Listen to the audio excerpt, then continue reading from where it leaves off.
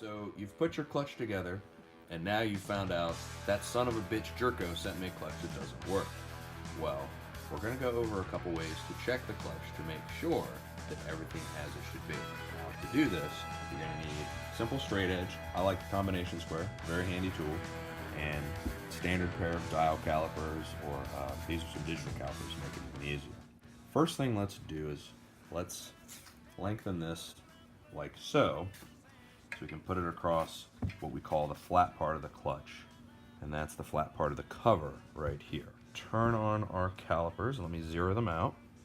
Okay, so what we're going to do is we're going to measure the finger height, and the finger height is from this flat spot down to the highest point of the radius. So we throw the straight edge across the flat calipers and come down like such. Look, their things are nice and square. Now look at our number. We want these fingers to be about 400 thousandths from the flat spot on the cover. Now, why does it say 1.409? Well, we've got to take into account the thickness of our ruler, which is, let's say about an inch. This way we know the finger heights are correct, the diaphragm spring is loaded correctly, and the clutch is going to work properly. Anywhere between, really, if you've got some that are at 390, maybe even some that are at 430, anywhere in that range is perfectly fine. The clutch is going to work as it should. Now we'll show you here a little further in the video another way to test the clutch to make sure it releases properly.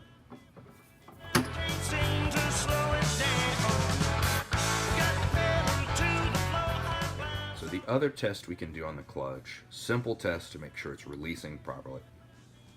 Take a drill press like we have here. What I like to do is I like to center the clutch up kind of as such. It doesn't have to be perfect, but the closer you can get it, the better. And then a lot of times we'll just take the actual bearing. We've got a used one here that we use. I'll put that on the fingers, and then you'll need like a little bit of a block or even a piece of wood, and the pinch will work. And then what we can do is we can move the fingers like such, and that's exactly what the clutch is going to do when it's in the car. So let's get this set up to where it's just kind of resting on the fingers. You really don't want to move them, but you want to be kind of right on it there. And you can set your stop.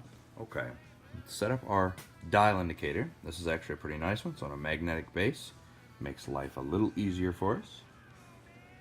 So we're going to want to catch this guy right like so. And remember, we're actually working away from the dial indicator, so we need to preload it. I like to preload it about 600 thou, because that gives us a little bit of room to play with, so we can take our other measurement here.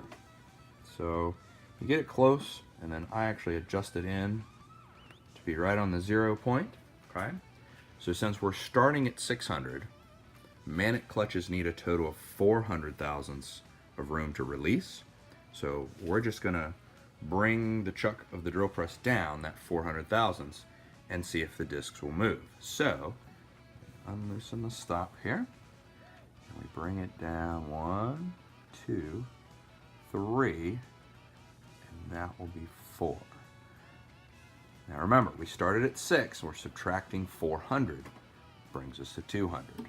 So lock it in position, and then you need to fabricate a very technical, nice piece of paint stick like such, so you can chase the disc around. What we want to see is we want to test each disc and make sure that it moves. And I'm not pushing on it with the force of 1,000 men, just a gentle push with your finger, and it should slide back and forth pretty easily. And if it does, then you know that the clutch is going to release. So knowing that everything's assembled correctly, knowing that we've tested the actual stroke of the clutch, we know that it's going to release.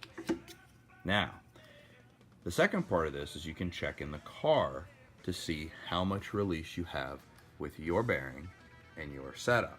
And we're going to show you how to do that in a separate video here, but this is pretty much how we can test the clutch. Pretty straightforward, And if it was me putting together a car that took 12 hours to put the transmission in, you'd be damn sure that I would check this before I even got it assembled on the vehicle.